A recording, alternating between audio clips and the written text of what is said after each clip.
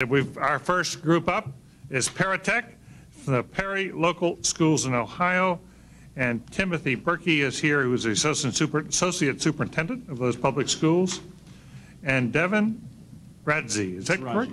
Radzi? Raji. Devin, we're particularly pleased you're here. Good afternoon. I'm Devin Raji, president of Perritech, a student technology company located on the campus of Perry Public Schools in Perry, Ohio. 3 years ago, at the age of 15, I dared to dream. I dreamt about becoming a computer networking engineer and having the opportunity to demonstrate that I was capable of learning and applying the same skills required of adults in the technology industry. During my freshman year, I applied for and was accepted into a summer training program that I knew would be the first step in achieving that goal. I attended a class for 8 hours a day for 6 weeks, learning all the technical skills from a certified networking trainer. This was his first experience teaching high school students, and he seemed as nervous and as excited about the whole experience as we were. We realized that if we stuck together and worked as a team, we could achieve in this short period of time what took most adults 2 years to complete. We studied in teams day and night, preparing for the 6 required exams. And 6 months later, I became a Microsoft certified system engineer. The school then asked me to donate my skills for 1 period a day for my remaining years of high school to our newly founded student computer company, Perritech. I jumped at the chance to work alongside adults and get on-the-job training in maintaining our school district's network. I also enrolled in an entry-level course which taught the basics of running a business. 3 years later, I have now climbed the corporate ladder and serve as the Perritech company president. Not only have I reached my goals of becoming a network engineer, but I am also teaching others, as I've earned the status of Microsoft certified trainer. The school allowed me to teach my own Microsoft engineering course this summer to a group of 19 students. I'm especially proud of one student who didn't know if she could handle the level of academic rigor, but she really showed signs of desire to succeed. She reminded me of myself 3 years ago, so I made a special point to encourage her to believe in herself and to chase her own dreams. She is now preparing for her networking exams with a group of friends. The company is now thriving with over 1/3 of our student population now enrolled in Perritech program courses. We continue to provide support for our school district's network, and we have also provided hundreds of hours of community service by assisting senior citizens, helping other government agencies, and serving as a help desk for the public. We have generated company revenue by contracting with area businesses, and just recently we got a major contract with a nuclear power plant. Wait a second.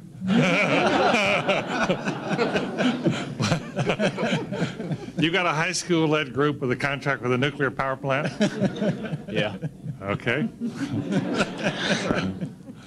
I can truly say that Perritech has provided me with more than the fulfillment of that 15-year-old's dream. It has taught me to believe in others and realize that when people and organizations come together in a partnership, great things can happen. Now I'd like to turn the floor over to Dr. Tim Berkey. Perritech was born out of 2 simultaneous needs that are common to all school districts across the United States and around the globe. First, how can we train our students and future workforce at world-class standards so that they can compete for quality work and position our companies to remain first in the world? And second, as schools obtain government funding to purchase computers, acquire network hardware, and become wired, how can they afford the hidden cost of supporting these investments when the current industry standard is to provide 1 technical support employee per 15 computers? Employers in the United States will create a demand for roughly 1.6 million IT workers this year, and half of these positions will go unfilled. At a time when confidence in our public schools is dwindling and states continue to struggle with setting new standards for schools, Perritech presents a new model that demonstrates our students can complete rigorous academic training and compete at world-class standards verified by industry-recognized testing. The point is, provide our young adults with a quality experience, high expectations, and an understanding of the doors that can open for them, and simply get out of their way. As for the second need, that being the tremendous hidden costs that schools incur once the computers are taken out of their boxes, Perritech is a natural solution to providing the day-to-day technology support that is required as schools get wired. Perritech is a means of providing network support, hardware repair, web page development, software management, and ongoing staff training for any school district that is simply willing to put their students in the driver's seat. What is our next step? Our vision is to use instructors like Devin to create a global student-to-student distance learning network as part of a not-for-profit Ohio Distance Learning Center housed on the campus of Perry Schools. Utilizing technologies that allow schools to transmit distance learning at minimal costs, the Perritech model can be readily replicated at a regional and national level. Thank you. Questions? Ed Dorn. Tell me something about the community of Perry, size of the community, where it's located, whether it's somebody's bedroom community or rural area. Perritech is a small rural community made up of 3 entities, a small village, a township area, and a second village area. Student population K-12 of about 2,000 students, and we're 30 miles east of Cleveland, Ohio. Antonio? We have approximately 700 students, grades 9 through 12. Has this program been replicated anywhere else? Bits and small pieces of it, but nothing to this magnitude. There have been schools who have contacted us who have attempted to start similar types of training programs, but no one we could find that really took on industry-recognized programs, and we felt that was the uniqueness of our program. For example, when we talked with New Horizons, the training company, which is a worldwide technology training company, when we partnered with them, we asked that question: are there any schools in our country, are there any schools around the globe that are teaching these certification programs to teenagers? And the response that we received from them was no.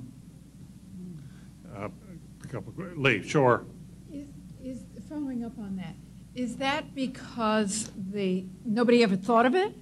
Or is it because they thought of it and found barriers that stood in the way? Were the industry people not receptive? Why is that not happening everywhere? A lot of it dealt with the barriers. Dr. Berkey was a great help in eliminating those barriers.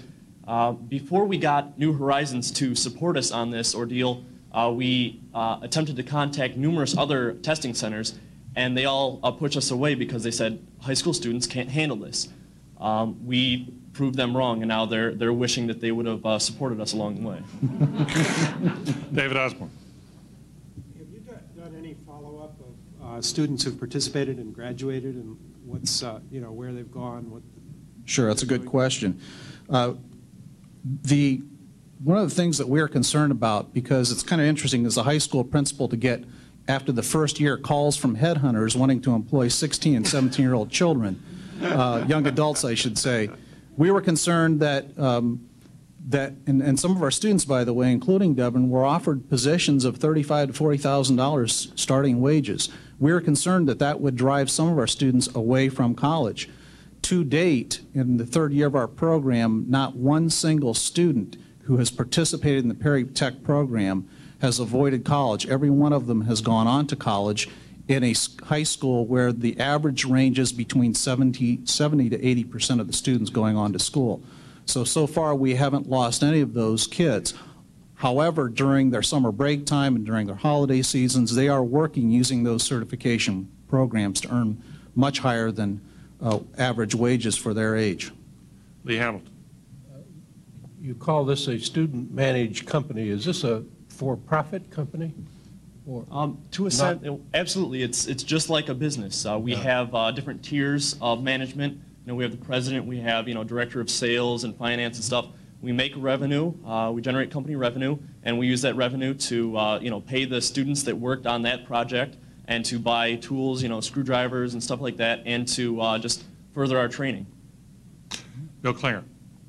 You indicated that in the last year you had 200 requests for assistance within the school district, as I understand it, and those requests were met with people in the Perritech company, and you saved $300,000, I believe. Was that because you were contracting that work out to other people, or how did that savings result? The savings resulted that was a bubble year for the school district because there were several things going on simultaneously.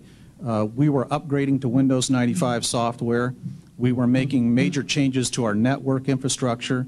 And the third piece of that was that we made the mistake, as many schools do with technology, of buying all of your technology at once. And all of it was becoming obsolete at the same time. So we were starting our first rotation on a better plan, so we had new equipment.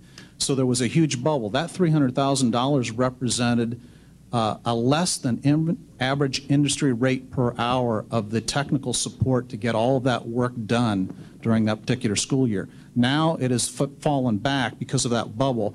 Our averages, we've costed out about $100,000 of technical support we're getting from the students. That's as a payback. Talking about that technical support, I saw in the material that you presented us that your faculty is also trained so that they basically continue the program no matter whether the students graduate and leave. How stable is that faculty? Very stable. We have not lost anyone. We thought the model we employed worked because we used existing faculty who were committed to children, committed to this program, and as I speak, they're still going back to school, earning their own additional certifications so that they can expand more opportunities. We have added 3 certification programs this fall as a result of their work. You mean the headhunters aren't after them? They would like them, but these people are committed to us. Devin, before you all leave, the time's up. I just want to ask you a little bit about you, if we might, just out of curiosity. Word has it about a year ago that your hair was a good deal longer, or before you started this program? Yeah. My freshman year, I had shoulder-length hair. I wore the ripped jeans, wore Metallica shirts. Looked quite a bit different and acted quite a bit different, but changed a little bit. I see. You joined the white church, as they were referred to earlier today. Let me ask you this, Devin, and what about next year? You're a senior in high school? Yeah, I'm looking at colleges. I still work at the school.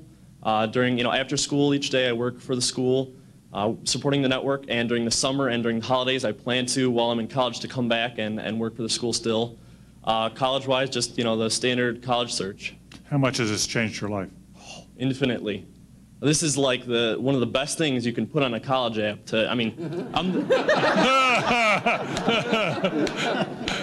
I was the youngest Microsoft certified system engineer in the world, and now I'm the youngest trainer. So it's in the world. Yeah. So it's Beat Bill Gates. Yeah. Yeah. We thank you both very much.